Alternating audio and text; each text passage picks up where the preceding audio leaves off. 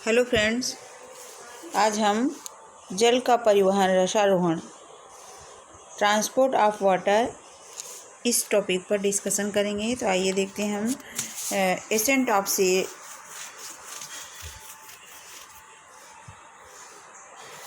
Shape.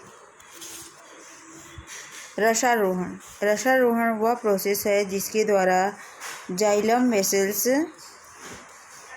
तथा trachea या दोनों के माध्यम से रूट द्वारा अवशोषित जल व खनिज पृथ्वी के गुरुत्वाकर्षण के अपोजिट पौधे के प्रत्येक भाग में ऊंचाई तक पहुंचाया जाता है। इसे हम रसारोहण की क्रिया कहते हैं। पौधे स्थल में, जल में या उसकी सतह पर होते हैं।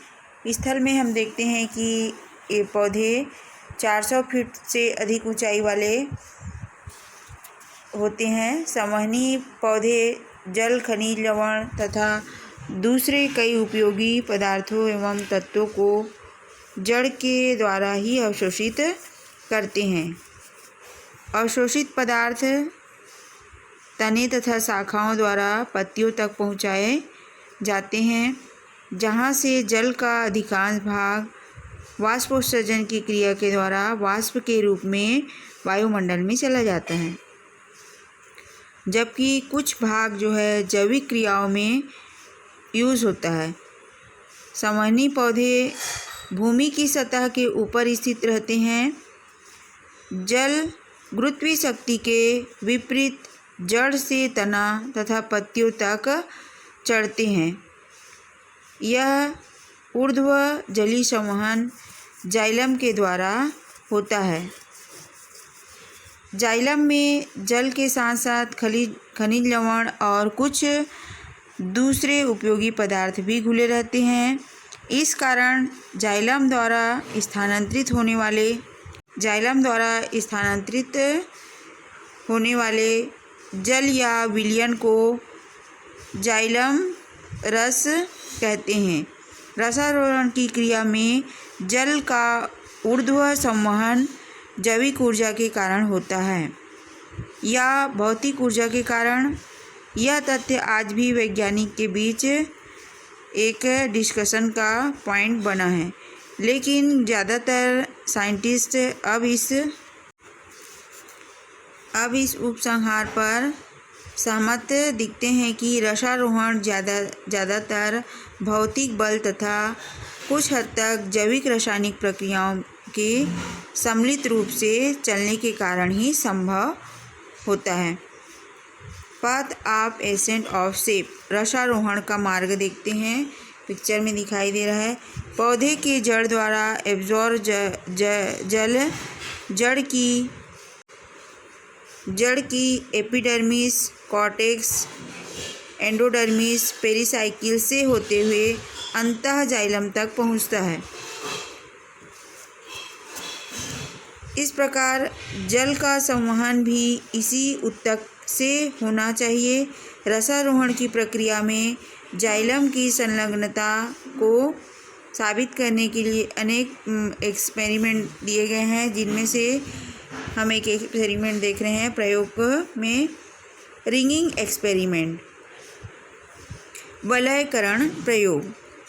सर्वप्रथम इसे मेलपिगी 1671 ने वलयीकरण प्रयोग द्वारा रसारोहण की क्रिया एवं उसके मार्ग का स्टडी किया। उन्होंने 2 अलग अलग गमले पौधे लगाए।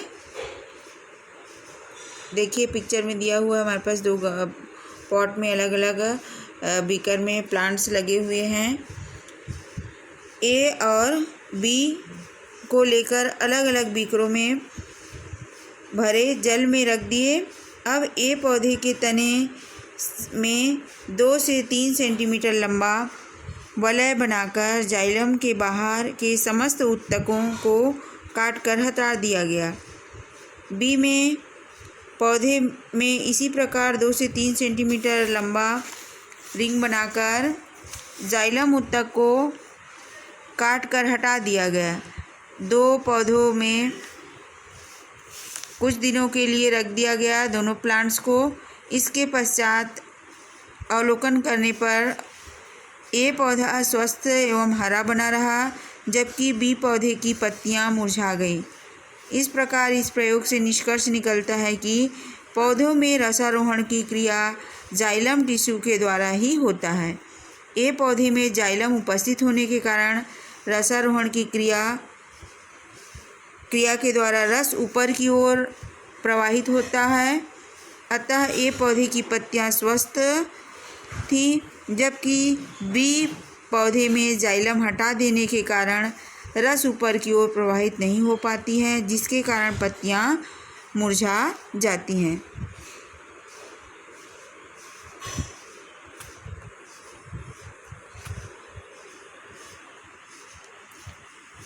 प्रयोग एक और देखते हैं हम।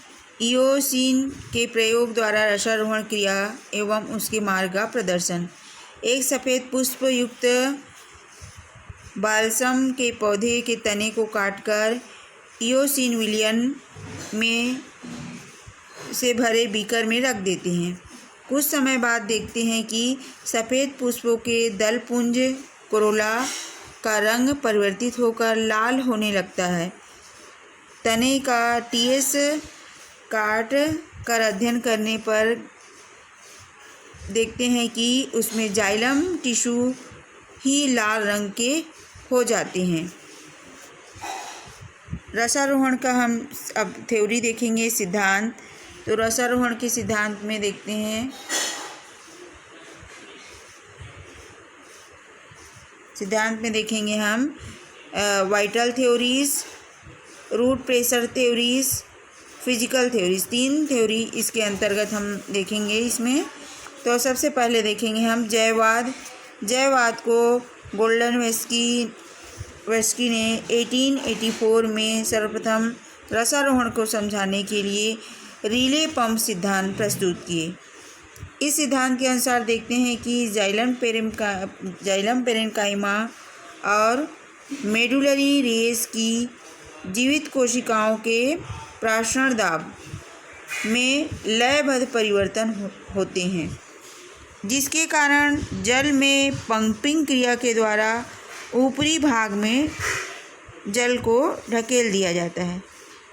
इनके अनुसार जब कोशिका का ओपी प्रेशर, ऑस्मोटिक प्रेशर बढ़ता है, तब पास वाली जाइलम वाहिनियों का जल उनके अंदर विस्तृत हो जाता है, जिससे यह परिणाम स्वरूप कोशिका का जो ओपी प्रेशर, ऑस्मोटिक दाब है, कम हो जाता है और अंत में जल जो है ऊपरी कोशिकाओं के जाइलम में सीढ़ी की भांति पुश कर दिया जाता है।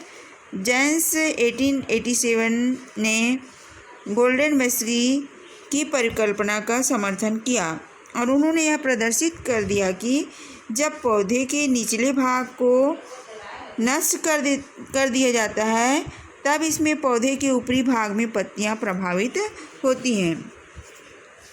अब इनका कुछ समालोचन भी किया गया।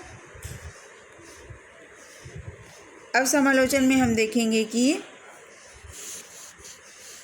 एक प्रयोग से स्पष्ट था, जल का एब्जॉर्प्शन अजीवित कोशिकाओं के द्वारा होता है। उन्होंने पाया कि जब जीवित कोशिकाएं उच्च तापमान एवं पॉइजन जैसे पिक्रिक अम्ल के प्रभाव से मृत हो जाती हैं, तब भी पौधे में जल ऊपर की ओर ट्रांसफ़र होते रहता है तथा जल का प्रभाव कभी भी नहीं रुकता है। ये ओवरटन 1911 एवं मैकडूगल ने 1966 में इस एक्सपेरिमेंट को किया। कर्जमान ने भी अपने प्रयोगों के द्वारा इसकी पुष्टि की। जाइलम की संरचना जो है गोल्डन वेस्की की परिकल्पना का समर्थन नहीं करती है। पंपिंग क्रिया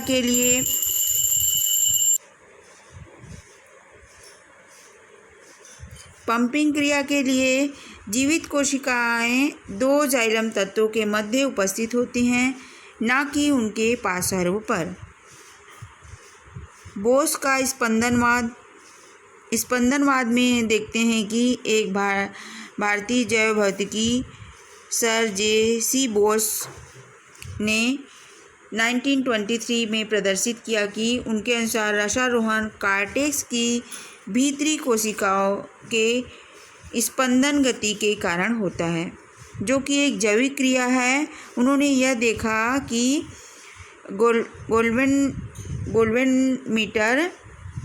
गोल्वेनोमीटर की सुई को डेस्मोडियम के तने में प्रविष्ट किया जाता है तो उसमें गति होने लगती है। ऐसा बिना स्पंदन के संभव नहीं है। इससे उन्होंने यह रिजल्ट निकाला कि रसारोहण की क्रिया जो है वल्कुट मतलब कॉर्टेक्स की सबसे अंदर की जीवित कोशिकाओं की परत की बाहरी परत नियमित लयबद्ध स्पंदन करती है। इस कारण जल नीचे की कोशिकाओं से ऊपर की कोशिकाओं में पंप किया जाता है। सर बोस का उपकरण एक सुई, गोल्वेनोमीटर, विद्युत परिपथ और एक पौधे से मिलकर बना हुआ है। इस उपकरण को इलेक्ट्रिक प्रोब उपकरण कहते हैं। ये पिक्चर आप ये सामने रखा हुआ है, electrical probe of JC. Bose.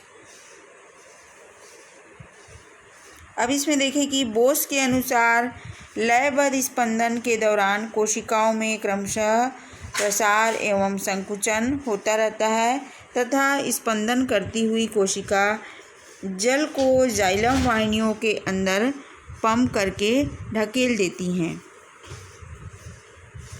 मालिस के अनुसार 1928-29 ने बोस के प्रयोग को दोहराया तथा इसी प्रकार का रिजल्ट प्राप्त हुआ।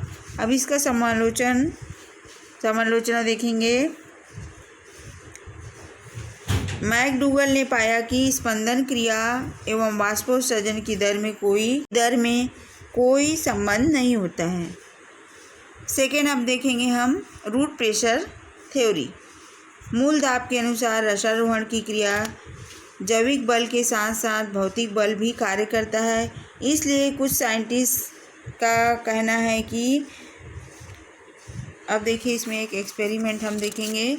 साइंटिस्ट का कहना है कि किसी स्थलीय पौधे के तने को मृदा स्तर के पास से काट दिया जाता है, तब कटे हुए भाग से जाइलम रिस कर बाहर निकलने लगता है। इस क्रिया को रसस्रावण कहते हैं। पिस्टले ने सर्वप्रथम एक एक्सपेरिमेंट किया। पौधे के इस भाग में रसस्रावण का मुख्य कारण रूट सिस्टम के जाइलम में एक द्रव स्थैतिक दाब का उत्पन्न होना है। जड़ों के द्वारा एब्जॉर्ब जल के जमाव के कारण उत्पन्न हुए द्रव स्थैतिक दाब को मूल दाब कहते हैं। स्टीफन हेल्स ने सर्वप्रथम रूट प्रेशर शब्द का प्रयोग सन 1727 में किया। उन्होंने बताया पादप कायिकी का जनक कहा जाता है। स्टीफन हेल्स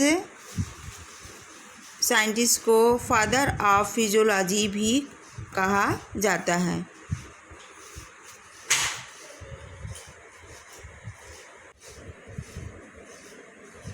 आइए देखते हैं मेजरमेंट ऑफ रूट प्रेशर। इसको एक एक्सपेरिमेंट के माध्यम से यहाँ पर बताया गया है। पिक्चर में एक पॉट ले लिए। मूल दाब का प्रदर्शन के लिए गमले में लगे एक लिविंग प्लांट को खींचकर उसमें तने को 2 से 3 इंच ऊपर से काट देते हैं और कटे हुए भाग से रबर की नली के द्वारा एक कांच की नली जोड़ देते हैं। इस प्रकार नली में इतना जल डालते हैं कि जल की सतह कांच की नली में दिखाई दे। कांच की नली में 1-2 बूंद ऑयल डाल देते हैं इससे कांच की नली के जल का वाष्पीकरण ना हो। जल की ऊपरी सतह पर कांच पर एक निशान लगा देते हैं पेन से। कुछ देर बाद हम देखते हैं कि कांच की नली का जल कुछ ऊपर चढ़ गया है। नली में जल का चढ़ाव मूल दाब के कारण होता है। समालोचना। इस मापन का समालोचना यह कि मूल दाब एक एक्टिव क्रिया है, एक्टिव प्रोसेस है, लेकिन रूट प्रेशर मूल दाब पौधों में रसारोहण के लिए पर्याप्त नहीं है, क्योंकि पौधों में जो मूल दाब 2 वायुमंडलीय दाब तक ही रिकॉर्ड किया गया है, 2 वायुमंडलीय दाब तक ही रिकॉर्ड किया गया है, जबकि ऊंचे पौधों में जल को शीर्ष सतह तक पहुंचाने के लिए 20 वायुमंडलीय दाब की आवश्यकता होती है। पौधों की कुछ प्रजातियों में मूल दाब नहीं पाया गया। पौधों में जल रस रावण की दर बाष्पोत्सर्जन के द्वारा जल की आपूर्ति करने में सक्षम नहीं है। गर्मी में जब टेम्परेचर अधिक होता है तब मूल दाब का मान अत्यंत कम हो जाता है, जबकि बाष्पोत्सर्जन की दर काफ़ी अधिक होती है। पौधों में जल मूल दाब की अनुपस्थिति में ही प्रवाहित होता है। उसके बाद देखेंगे हम फिजिकल थ्योरीज, भौतिकवाद। इसके अंतर्गत इस सिद्धांत में पौधे की जीवित कोशिकाएं रसारोहण की क्रिया में भाग नहीं लेती हैं, बल्कि पौधे के मृत सेल जैसे कि वाहिनियाँ, वाहिकाएं, वाहिकी तत्व द्वारा भौतिक क्रिया के कारण संपादित की जाती है। देखेंगे इसमें केशिकत्व बलवाद। फर्स्ट देखेंगे बोएम 1899 के अनुसार, इस बोएम के अनुसार जाइलम की वाहिकाएं केश नलिका की तरह कार्य करती हैं। केश कर्ष बल के कारण जल ऊपर चढ़ता है। इस मत को भरपूर समर्थन इसलिए नहीं मिल पाया क्योंकि वाहिकाओं का व्यास केश नली के व्यास से अधिक होता है। इतना ही नहीं, बड़े वृक्षों के जाइलम का व्यास अधिक होता है और बड़े वृक्षों में हम देखते हैं कि रसारोहण की क्रिया बड़े वृक्षों में जाइलम का व्यास अपेक्षाकृत बड़ा होता है। अतः बड़े वृक्ष में जो रसारोहण की व्याख्या इस सिद्धांत के अनुसार नहीं की जा सकती है। केशिकत्व के कारण उत्पन्न वायुमंडलीय दाब जड़ से स्तंभ तक केवल कुछ ही फीट ऊंचाई तक पहुंच सकता है। इससे अधिक ऊंचा पौधे में होने वाली रसारोहण की क्रिया का व्याख्या केशिकत्व बल सिद्धांत पर संभव नहीं है। उसके बाद देखते हैं अंतःचूषण दाबवाद। इस सिद्धांत को यूनगर 1868 में, मैक्स 1878 में समर्थन प्रदान किया। वाहिकी तत्वों की कोशिका भित्ति इम्बिबेशन द्वारा रसारोहण करती है। रस कोशिका भित्ति के साथ साथ ऊपर चढ़ता है। यह सर्वरूप प्रमाणित है कि रसारोहण की क्रिया जाइलम की भित्तियों द्वारा न होकर जाइलम के लेग्यूमेन द्वारा होता है। जैमिन का चयनवाद। जैमिन के अनुसार जाइलम वाहिकाओं के स्तंभ होता है, कॉलम होता है, जिसमें एयर और जल एकांतरित रूप में उपस्थित होते हैं। इसके अनुसार कॉलम में जल का ऊपर की ओर प्रवाह वायु के प्रसार के कारण होता है। उसके बाद देखते हैं जल का संसर्जन एवं वाष्पोत्सर्जन खिंचाव सिद्धांत। इस थ्योरी के अनुसार डिक्सन एवं जाली 1894 ने इस सिद्धांत में बताया कि पौधे में जल निम्न कारणों से ऊपर की ओर चढ़ता है। संसर्जन बल अथवा जल का तनन सामर्थ्य। इसके अनुसार जल के अणु के मध्य एक सशक्त खिंचाव होता है जिसे संसर्जन कहते हैं।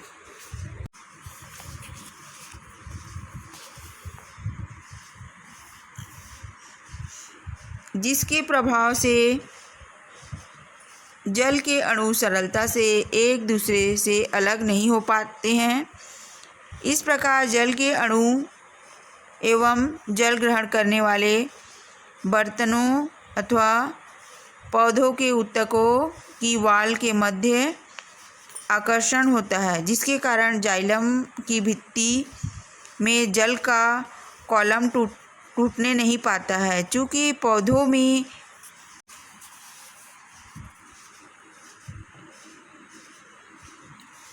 देखते हैं कि पौधों में जो जल का कॉलम से रिलेशन नहीं टूट पाता है, जिसके कारण जल की संसर्जन शक्ति का पृष्ठ तनाव के कारण कैपिलरी क्रिया के द्वारा जल ऊपर की ओर चढ़ जाता है। नेक्स्ट देखते हैं जल के जो स्तंभ का बना रहना। डिक्सन के अनुसार पौधे के समस्त जाइलम वाहिकाओं में उपस्थित जल पृथक पृथक न होकर ऊर्ध्व एवं पार्श्व दोनों ही दिशाओं में स्तंभ के रूप में उपस्थित रहते हैं। वाष्पोत्सर्जन के प्रमाण डिक्सन तथा जाली के मत के अनुसार देखते हैं कि मेसोफिल कोशिकाओं का ऑस्मोटिक प्रेशर 20 तक पाया गया है, जो कि रसारोहण के लिए पर्याप्त नहीं है। जाइलम रस का तनाव शक्ति 25 से 300 एटम्स तक।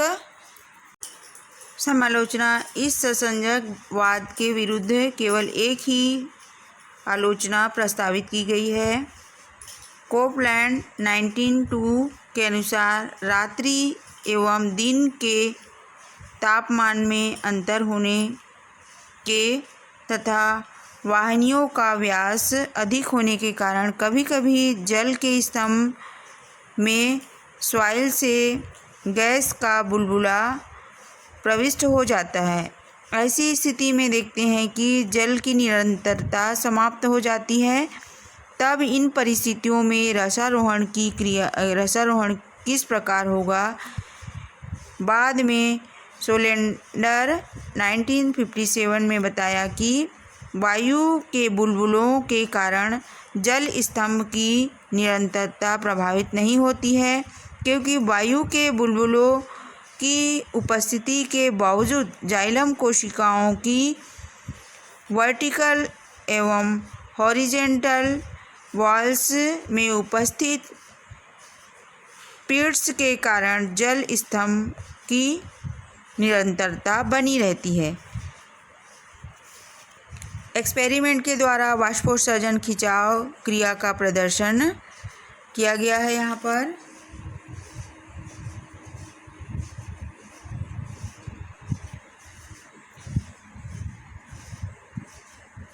वाष्पोत्सर्जन खिंचाव की क्रिया के प्रदर्शन हेतु कांच की एक पतली नली लेकर इसके एक सिरे पर एक छिद्र युक्त कार्क फिट कर देते हैं। अब इस नली के लिए एक सिरे को उंगली से बंद करके दूसरे सिरे में उसमें जल भर देते हैं। जल भरते समय इस बात का ध्यान रखते हैं कि नली के अंदर वायु का बुलबुला शेष ना रह जावे। इस प्रकार ये टॉपिक हमारा कंप्लीट होता है। थैंक्स।